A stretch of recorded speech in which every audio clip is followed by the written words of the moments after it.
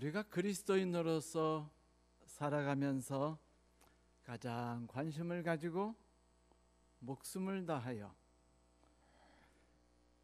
좋은 관계를 만들어 나가야만 하는 대상 1호는 가정이었습니다. 사실 하나님께서 우리 안에서 즐겁게 일하고 계시는 것을 가정 안에서 경험한다는 것만큼 행복한 일이 또 어디 있을까요?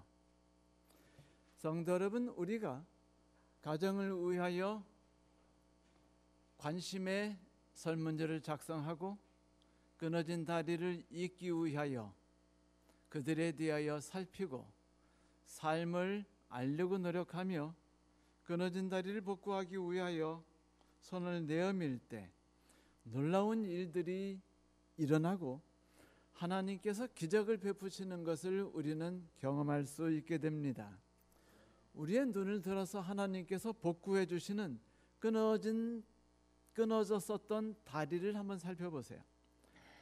과거에 우리가 느꼈던 어색한 눈들, 서로 마주보기를 피하던 눈들, 포기했다는 표정의 눈들, 그리고 냉담함을 보여주는 눈들, 대신에 배려함이 가득한 눈, 정감이 가득한 눈, 나에 대해서 신경을 쓰고 있다는 것을 보여주는 눈을 본다는 것은요, 인간이 가질 수 있는 최고의 축복 중에 하나입니다. 문제는 내가 이 일을 시작하려 할 때 하나님께서 이 일을 이루어 주신다는 것이죠. 자, 하나님께서 이루어 주신 이 많은 것들을 충만하게 경험하기 시작해서 사랑하는 아들이 돌아오고 사랑하는 아내가 돌아오며 사랑하는 남편과의 관계가 더 나아지는 것을 경험하게 되면 우리는 새로운 열정에 빠지기 시작합니다. 그것은 이것과 다른 또 하나의 새로운 행복들과 나에게 주는 기쁨들을 찾아 나서는 여행을 하는 것이죠. 그 대상은 가정보다는 조금 더 멀지만 좀 더 커다란 원을 그리고 있는 친지들입니다. 먼저 나와 하나님 관계를 온전히 구축한 사람들은 나와 가정의 관계를 온전히 구축하기를 애쓸 것이고, 그 일에서 하나님의 능력을 맛본 사람들은 이제 그 원을 조금 더 넓혀 나가게 되죠. 그 대상이 바로 친척입니다. 친척이란 말이 워낙 포괄적이어서 한 명씩 적어 나가기 시작하면 이름이 끝도 없이 나올 수도 있어요. 또 어떤 분들은 친척 중에 아는 분이 거의 없을 수도 있습니다. 그런데 없다고 생각하지만은 만약 우리가 어머니 부모님께 여쭤보고 그 다음에 알고 있는 가까운 친척들에게 물어보기 시작하면은 우리 주변에 우리가 관계의 다리를 놔야 될 사람들이 얼마나 많은지를 보고 깜짝 놀라게 되죠. 한 번도 생각해 본 적이 없던 사람들, 그 사람들이 나의 관계의 동심원에 들어가 있다는 것을 발견하게 됩니다. 새로운 열정이 우리 안에서 솟아날 수 있죠. 가족을 통해서 하나님이 주셨던 축복이, 새로 복구된 다리를 걷는 행복이 이제 그동안 소원했던 친지를 통해서 또다시 확장되는 것을 살펴보십시오. 마치 처음에는 집도 없었고 밭도 한 평도 없던 내가 어느덧 밭이 300평이 되고 조그마한 집을 짓게 되고, 그 다음에 밭이 500평이 되고 800평이 되며 1000평이 되는 것을 경험하면서 행복함에 빠지듯이 우리의 인생도 그렇게 발전해 나가는 것이 정상이죠. 자, 이 일을 위해서 우리가 해야 할 일은 당연히 이름을 적는 것부터 시작합니다. 제가 여러분에게 용지를 나눠드렸죠. 관계 중심 전도를 위해서 우리가 어떻게 그들에 대하여 살펴보고 기도하고 고민하는가에 대해서 제가 드린 그 용지를 한번 훑어보셔도 좋습니다. 이제 한 사람에게 용지 한 장씩 이름을 적어보는 거예요. 그들에 대해 최대로 많은 정보를 수집하세요. 어머님께 묻고, 아버님께 묻고, 삼촌께 묻고, 고모에게 묻고, 시누이에게 묻는 겁니다. 아들에게도 물으세요. 그리고 그들에 대해 조사를 시작하십시오. 항상 잊지 마십시오. 내가 하는 일의 주 목적은 또 한 사람을 침례받게 하는 게 아니고 누군가의 또 한 사람의 필요를 채워주려 하는 것이라는 것을요. 많은 사람들이 성령 받기 위해서 아주 목숨을 걸지만 성령 받기 매우 쉽습니다. 한 가지만 실행해 보세요. 가족에 대해서 먼저 일지를 작성하고 그들을 위해 기도하고 그들을 위해 그들과의 끊어진 다리를 연결하기에 먼저 나서세요. 성령이 우리 안에 일하시는 걸 경험합니다. 아주 쉬워요. 힘들게 고생할 필요 없습니다. 또 친지와 이웃들의 이름을 적고 기도하며 그들과의 관계를 잇기 위해서 내가 먼저 나서 보세요. 성령 쉽게 만납니다. 고통스럽고 힘들게 굵은 책을 읽을 필요도 없고 애쓸 필요도 없어요. 뭐 기도회에 가서 열심히 성령 달라고 기도할 필요도 없습니다. 내가 하는 오늘 이 순간에 하는 행동을 통해 나는 성령을 맛볼 수 있어요. 그렇게 쉬운 거를 왜 우리가 그렇게 고통스러워하면서 힘들게 찾느라고 애를 쓰죠? 그것은 가까운 데서 하지 않기 때문에 먼 데서 그걸 하려고 발버둥 치는 것뿐입니다. 그런다고 얻어지지도 않아요. 가장 간단한 곳에 길이 있으며 가장 간단한 곳에 진리가 있다는 사실을 잊지 마십시오. 성령은 나의 가족 속에, 나의 친지 속에 있습니다. 거기서 성령을 만나세요. 하나님이 역사하시는 것을 경험해 보십시오. 자, 핵심은 말씀드린 대로 그들의 필요를 채우는 거죠. 그렇다면 그들에게 뭐를 보여줘야 할까요? 나의 사랑과 나의 관심을 보여주려고 애쓰기 시작해야 합니다. 그런데 이 일을 하다 보면 어느 순간에 상대방이 이런 생각을 갖기 시작해요. 아, 쟤가 나를 좋아하고 관심을 가지는구나. 이런 게 바로 삶이에요. 사랑이라는 건 필요를 채워주는 거죠. 그리고 그런 삶을 살다 보면 어느덧 누군가 나를 좋아하게 되고 나도 누군가를 좋아하게 되는 것을 경험하게 됩니다. 이게 성령이 내 안에서 역사하시는 것을 목도하는 거예요. 성령의 역사, 성령을 안 보여요. 하지만 성령이 내 안에서 역사하시는 것은 경험할 수 있지 않습니까? 서로 간에 어색한 관계에 있었는데 서로를 이해하게 됐어요. 성령이 역사하신 겁니다. 서로 간에 상처를 주고 있어요. 그런데 상처를 줄이기 시작하고 상대방을 받아들이기 시작했습니다. 성령이 역사하기 시작한 것입니다. 서로 간에 거리를 멀리 두고 있었는데 이제 서로 간에 전화도 하고 편지도 왕래하게 됐어요. 성령이 역사하신 거예요. 성령이 역사하신다는 게 뭐 별겁니까? 아주 간단하고 아주 쉬운 것입니다. 우리는 일상생활 속에 성령을 무한히 만나고 무한히 경험할 수 있습니다. 그런데 리스트를 적다 보면 어느덧 어떤 분들은 100명이 넘을 수도 있어요. 아, 100명이 넘는구나. 이 많은 친척들을 내가 어떻게 관리한단 말입니까? 그렇게 적다 보면 나의 관계 중심 그를 위한 설문지가 막 이렇게 두꺼워질 수도 있겠죠. 왜냐하면 한 분에게 여러 장을 쓸 수 있다고 제가 지난주에도 말씀드렸으니까. 하지만 우리가 그분들에 대해서 양식을 작성해보고 그들의 이름을 적고 기도 시간에 그 설문조사지를 읽어보고 기도하고 하기 시작한다면 복잡하고 많은 분량이지만 일을 처리할 수 있는 지혜를 얻게 될 것입니다. 지혜. 그래요, 지혜요. 여러분 요한 웨슬리 아시죠? 아주 위대한 분이었죠. 요한 웨슬리의 그 어머니는 수산나 웨슬리입니다. 수산나 웨슬리가 22년 동안 몇 명의 자녀를 낳은 줄 아십니까? 19명. 그냥 매해 낳으셨어요. 19명을 낳는데 이 19명의 아이를 키우려니까 너무 분주한 거예요. 너무 힘들었어요. 그리고 아주 세심하고 조직적으로 시간을 분배해야만 했습니다. 그런데 자녀 중에 누구를 가장 사랑하느냐고 누가 질문을 던졌을 때 이분이 고민도 하지 않고 대답한 게 뭔지 아십니까? 간단했어요. 그 순간에 가장 아파하는 아이죠. 간단해요. 그 순간에 아파하는 아이, 그 순간에 고통스러워하는 아이가 내가 가장 사랑해야 되는, 그 순간에 사랑해야 되는 아이라는 겁니다. 내가 너를 사랑해, 이런 말은요 감동을 주지 못해요.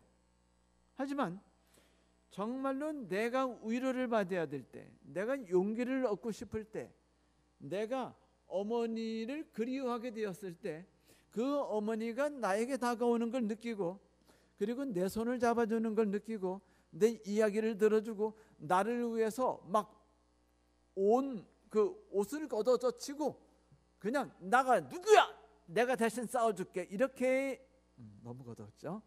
이렇게 할 때 자녀들은요 그 행동과 그 눈을 통해서 부모님이 나를 사랑하신다는 걸 느끼는 것입니다. 그러므로 이 19명을 다 사랑하느라고 고통받지 말라는 거죠. 정말로 필요함과 도움이 요청되는 이가 있을 때 그들에 대해서 관심을 베푼다면 효율적으로 시간을 쓸 수 있다는 것이에요. 친지들에 대해서도 자녀들에 대해서도 그렇게 하라는 것이죠. 그런다면 결국은 기도해야 돼요. 하나님, 그들이 언제 간절한 필요를 느끼고 애달파할까요? 언제 외로워하고, 언제 힘들어하고, 언제 지쳐하겠습니까? 언제 모든 정신의 용기와 활력이 고갈될까요? 이거는요 쉬지 않고 살펴보는 자가 아니면 기회를 잡지 못합니다. 이제 뉴스를 보면서 재미난 이야기를 들었어요. 그냥 우스갯소리로 들으세요. 얼마 전에 신문에 났습니다. 한전이 회사채를 발행하려고 했었는데 또 수조 원의 회사채를 발행하려고 했어요. 빚이 지면은 계속 뭐로 하냐면 채권 사가지고 빚을 갚는 겁니다. 그러니까 채권이 늘어나겠죠. 그 빚이 막 덩어리로 점점 늘어나요. 그래서 우리나라에서 빚이 가장 큰 회사는 한전이 돼 버렸습니다. 그러자 국가에서 더 이상은 한전이 빚더미에 떠앉아서는 안 되겠다 해서 이번에 한전이 회사채를 또 발행하려고 하니까 막아버렸어요. 너희들 회사채 발행하지 못한다. 근데 신기한 것은 그 다음 날 뉴스가 났습니다. 한전 주식 폭등했다. 그러면 그 주식을 미리 산 사람들은 돈을 번 거예요. 미리 사지 않은 분은 올랐구나 라는 소리만 듣고 끝나버렸어요. 그러면 산 사람과 안 샀고 돈을 번 사람과 안 산 사람의 차이는, 만 번 번 사람의 차이는 뭐였을까요? 관심이었습니다. 끝없는 관심이에요. 끝없는 관심은 방법을 만들어내고 그들에게 어떤 기회가 찾아왔을 때 그거를 잡을 줄 알고, 그들에게 기회가 찾아왔을 때 찾아가 위로할 수 있습니다. 똑같아요.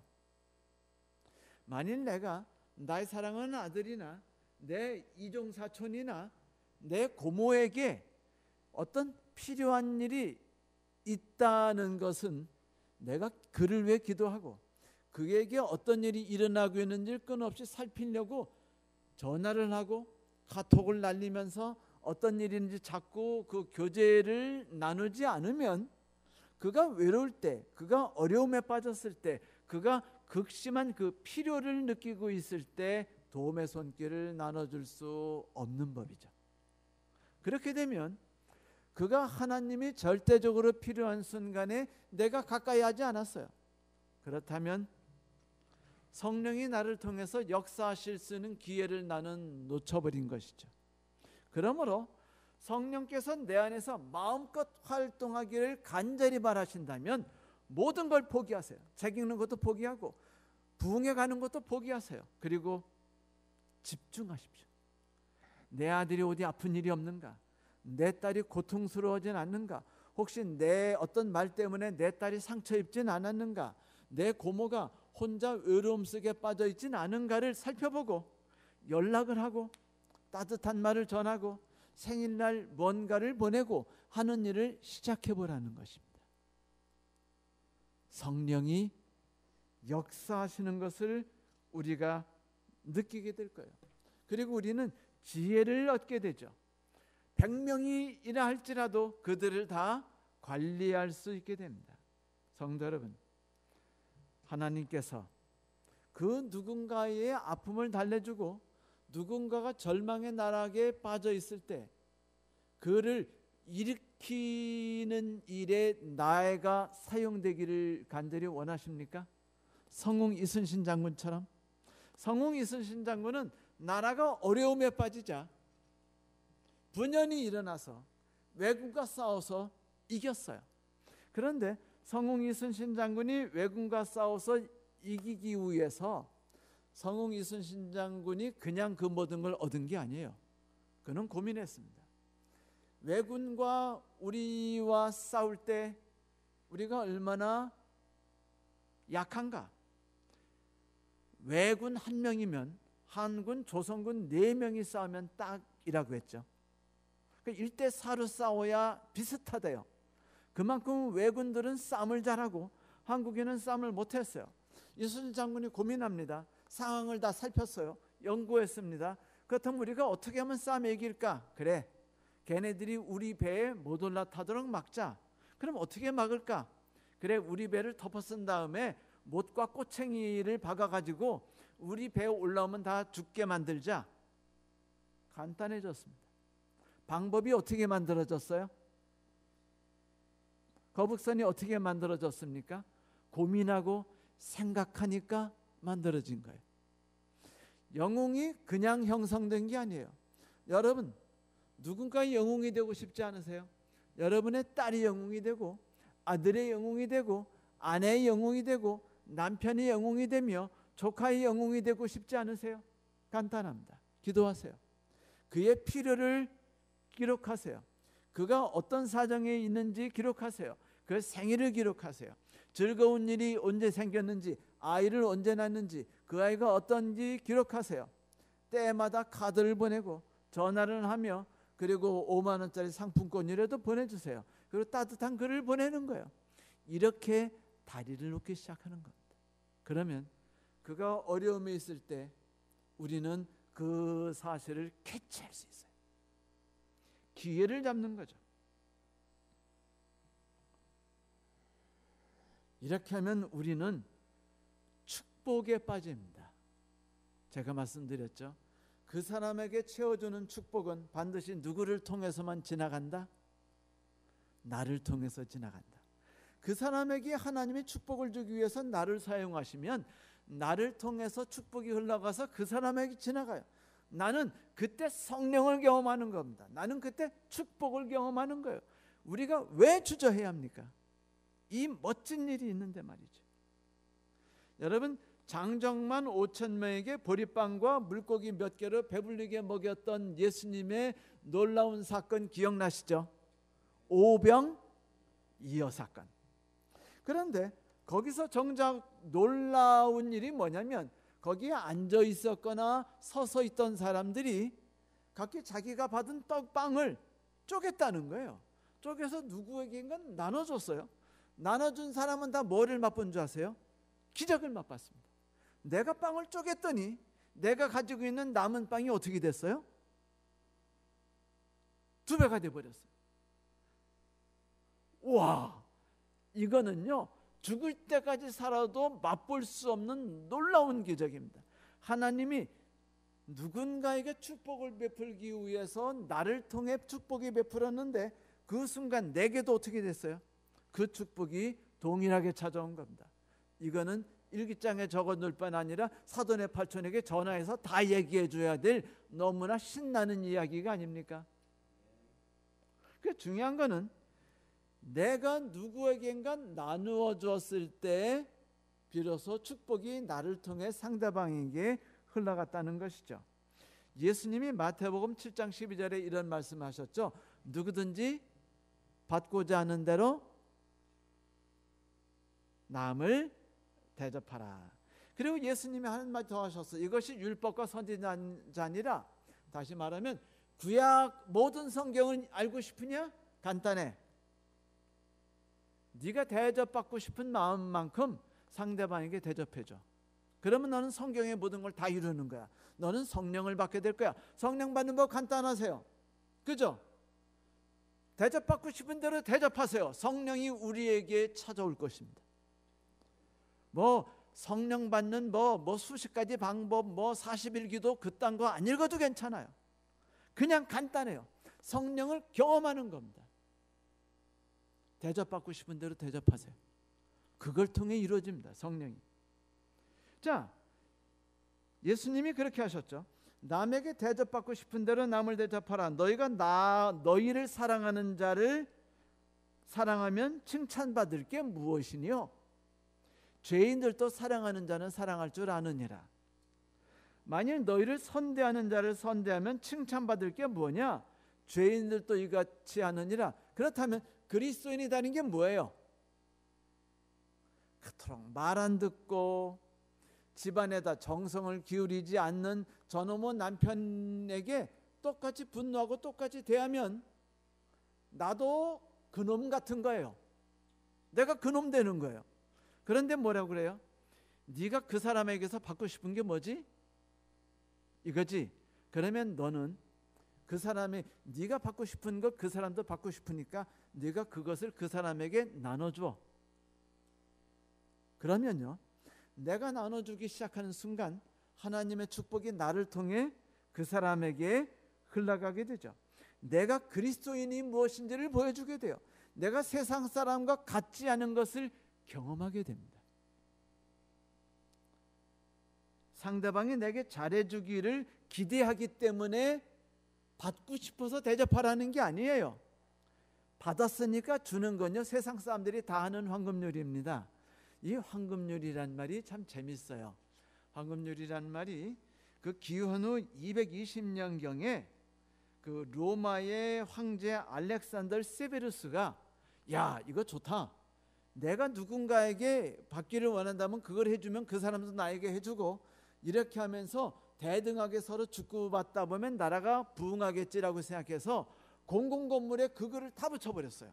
그리고 나중에는요, 황금으로 글을 써가지고 그 벽에다가 딱 붙였습니다. 남에게 대접받기를 원하는 대로 남을 대접하라. 그러면 그 사람도 너를 대접할 것이다. 대박났죠. 그래서 우리가 황금률 하는데 황금률이 뭐예요? 황금으로 만들어진 황금같이 귀한 법칙이라는 소리입니다.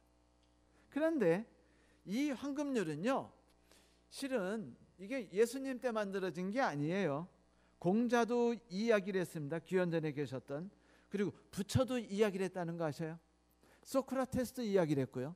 탈레스도 이 이야기를 해줬습니다.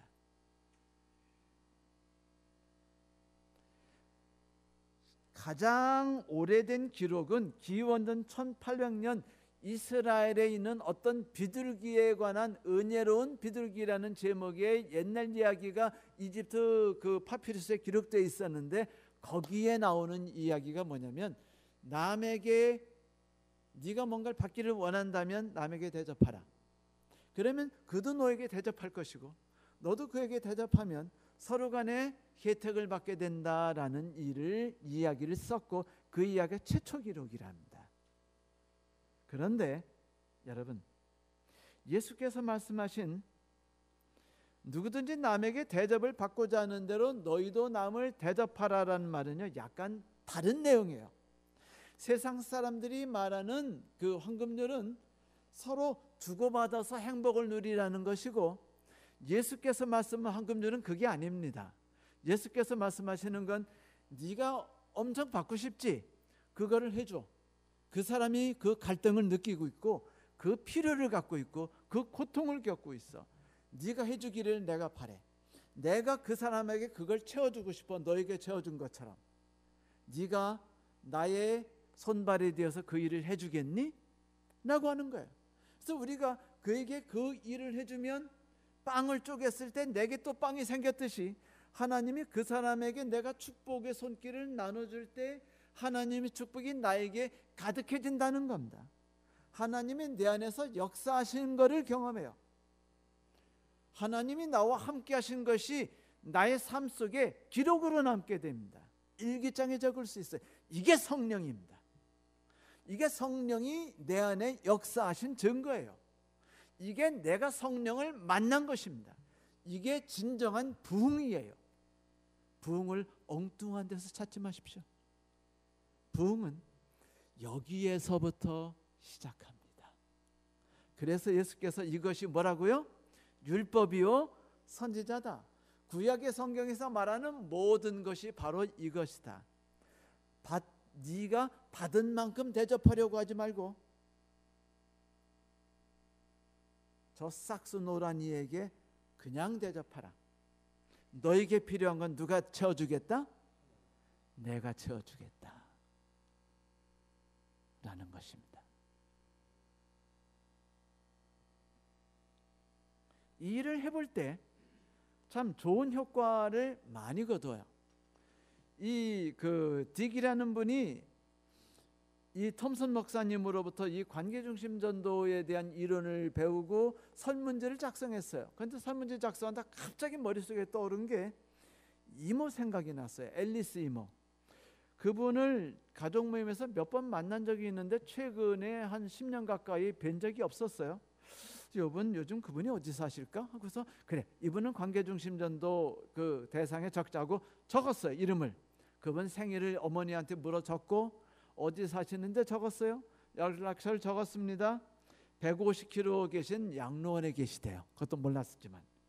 그래서 이제 어머니에게부터 이제 여쭤봐서 받은 다음에 이모에게 이모 생신을 축하드립니다고 카드를 써서 보내드렸어요. 조카 소식을 들은 이 앨리스 이모가 너무 기뻐서 답장을 보냈습니다. 며칠 뒤에 딕이 이모에게 전화를 했어요. 그리고 양로원을 찾아갔습니다. 아내와 함께 서로 간에 앉아가지고 이야기를 나누었어요. 그래 너 요즘 무슨 일을 하니? 성도 여러분, 사람이 누구에겐가 나에 대해 관심을 받도록 하는 일은 간단해요. 그죠? 내가 그 사람에게 관심을 베풀면 저절로 찾아왔죠. 아 저요 신학 공부를 하고 있어요. 그래 신학대학에서 뭐를 공부하니? 그러니까 기본적으로 이 세상에서 가장 중요한 단어는 관계라는 걸 공부하고 있습니다 라고 대답했어요. 지금 우리 이모하고 저처럼요, 정말로 누구를 사랑한다면 그 사람의 필요를 먼저 채워줘야 된다는 걸 제가 공부하고 있어요. 그래 아주 재밌는 이야기구나. 좀 더 해주겠니? 그래가지고 이제 이야기를 해주기 시작했어요. 이모, 이 세상 모든 사람에게 가장 필요한 것이 뭔지 아세요? 그래 그게 뭘까? 그것은 예수님입니다. 그렇게 서로 이야기를 나눴어요. 예수를 개인적으로 친밀한 관계를 맺도록 도와주는 게 최고의 도움이라는 겁니다. 자녀에게 돈을 주는 것보다, 자녀에게 김치를 만들어주는 것보다 더 귀한 게 뭐라고요?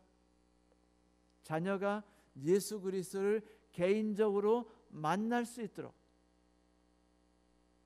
온 관심을 쏟아서 그 일을 위해 집중적으로 나가는 겁니다. 자녀가 엄마를 딱 보면 엄마는 지금 내가 예수를 개인적으로 만나도록 하기 위해 수단 방법을 가리지 않으시는구나.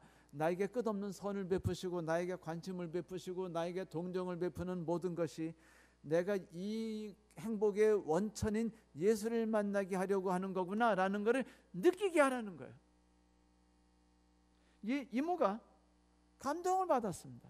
그래가지고 내가 믿고 있는 예수를 믿고 싶다라고 말했고, 얼마 되지 않아서 이 딕이 톰슨 목사님을 찾아와서 꽉 껴안은 다음에 울었어요. 그러니까 톰슨 목사 깜짝 놀라가지고 아니 이 친구가 실성했나 왜 그러나 하니까 목사님 지난주에 제 이모 앨리스 이모가 돌아가셨어요. 만약 제가 제 이모를 제 관계의 원에 포함시키고 그분의 이름을 적고 생일을 적고 그분의 필요를 적지 않았으면 어떻게 됐을까요?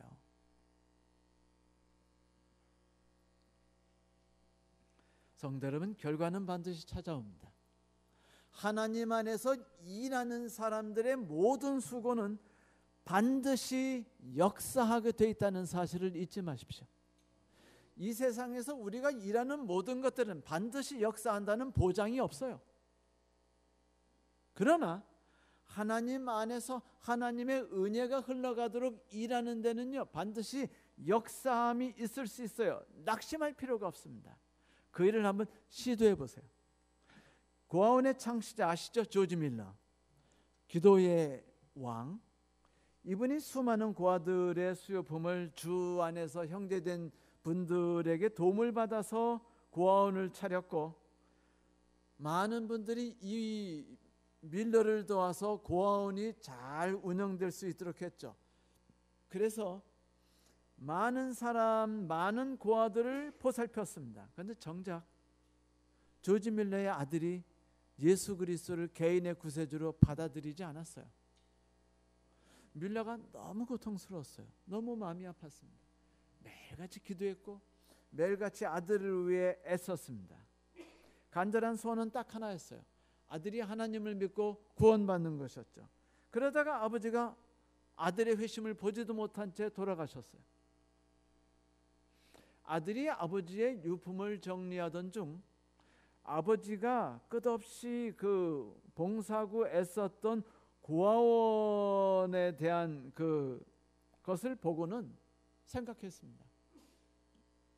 아버지가 참 나에게 온 평생을 다해서 애쓰셨고 그분이 이렇게 귀중한 뜻을 가지고 일하신 곳이 있다면 내가 아버지를 기쁘게 해드려야 하지 않겠는가 생각해서 고아원을 찾아갔어요. 그리고 이렇게 말했습니다.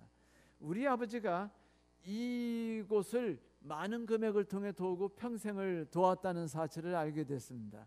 저도 아버지처럼 그렇게 이 고아원을 돕고 싶습니다. 괜찮겠죠? 그러자 그들이 즐거워했습니다. 그래서 그가 이제 고아원을 위해 봉사하기 시작했죠. 그러는 동안에 그 아들이 하나님을 받아들이게 됐습니다.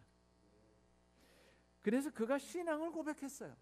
그때 고아원의 모든 사람들이 뭐라고 말했는 줄 아십니까? 우리는 당신이 신앙을 받아들인 걸 조금도 이상하게 생각하지 않습니다. 이미 38년 동안 당신의 아버지가 매일 눈물을 흘리면서 당신에 대해 기도하고 당신을 위해서 끊임없이 애쓰는 모습을 우리는 보아왔거든요. 성령께서 역사하십니다 라고 말했어요. 그래요. 밀러 씨의 기도는 35년 만에 결실을 맺었죠. 낙심 말고 기도하지 않아야 합니다. 그가 죽었다 할지라도 하나님은 자기 일을 꾸준하게 행하셨다는 것을 알아요. 이제 밀러가 하늘에서 아들을 만났을 때 그 기쁨이 어떨까요? 성도 여러분, 하루를 아끼십시오. 누군가를 위해 하나님이 나를 통해서 역사하시는 걸 위해 한번 활동해 보십시오. 하나님이 우리의 주인이 되시는 걸 경험해 보세요. 하나님은 내 안에서 일하시고 나와 함께 일하시는 걸 경험해 보세요. 어떻게 경험하느냐고요? 간단합니다. 누구에겐가 관심을 가져보려고 생각하세요. 그에 대해서 이름을 적고 생일을 적고 그에 대한 자세한 내용을 적으세요. 그리고 기도의 방에 가서 그거를 놓고 종이를 놓고 기도하세요. 또 알아보세요. 그에게 필요한 것이 뭔지, 그가 무엇을 좋아하는지, 무엇을 싫어하는지, 그의 생일이 뭔지를 알아보고 자꾸 관심을 쏟으세요. 언젠가 그에게 하나님이 필요할 때 우리는 관계의 다리가 되어드릴 수 있습니다. 우리는 성령의 내 안에서 역사하시는 것을 경험할 수 있게 되죠. 그리스도와 함께 살아가는 것이 무엇인지를 경험할 수 있게 될 겁니다. 축복이 우리 삶에 임하는 거죠. 누가 이런 시를 썼어요? 해야 할 일이 생각나거든 바로 지금 하세요. 오늘은 하늘이 맑고 맑지만 내일은 구름이 보일런지 몰라요. 어제는 이미 당신의 것이 아니니 바로 지금 하세요. 친절한 말 한마디 하고 싶거든 바로 지금 하세요. 내일은 당신의 것이 안 될지도 몰라요. 사랑하는 사람이 언제나 곁에 있지 않아요. 사랑의 말이 지금 있다면 바로 지금 하세요. 상냥한 미소를 짓고 싶다면 바로 지금 하세요. 당신의 친구가 떠나기 전에 장미는 꽃 피고 가슴이 설레일 때 당신의 미소를 띄우세요. 바로 지금 하세요. 불러야 할 노래가 있다면 바로 지금 하세요. 당신의 태양이 서양에 저물면, 서산에 저물면 노래를 부르기엔 너무나 늦어요. 당신의 노래를 부르세요. 바로 지금 하세요. 성도 여러분, 제가 다 나눠드린 용지 다 받으셨죠? 그 용지를 손에 주시고 이렇게 결심하십시다. 내가 집에 가거든 이 용지를 100장을 채우리라. 내 사랑하는 남편, 아내, 아들, 딸 그리고 시어머니의 이름을 적고 그들에 대해 자세한 내용들을 기입하고 기도하고 그들에 대한 내용들을 하나씩 적겠다. 그들에게 먼저 접근하고 사랑의 다리를 놓아보겠다. 이 일이 점점 커지고 풍성해지기를 하나님께서 도우시는 것을 경험해 보겠다. 한번 해보지 않으시겠습니까? 성령의 역사를 맛보시게 될 겁니다. 저는 장담합니다. 하나님이 우리 안에 역사하시는 것을 맛보시게 될 겁니다. 그리스도와 동역하는 것이 무엇인지를 체험하실 수 있게 될 겁니다. 하나님 은혜가 저와 여러분과 함께 하시게 되기를 간절히 바랍니다. 말씀을 마치겠습니다.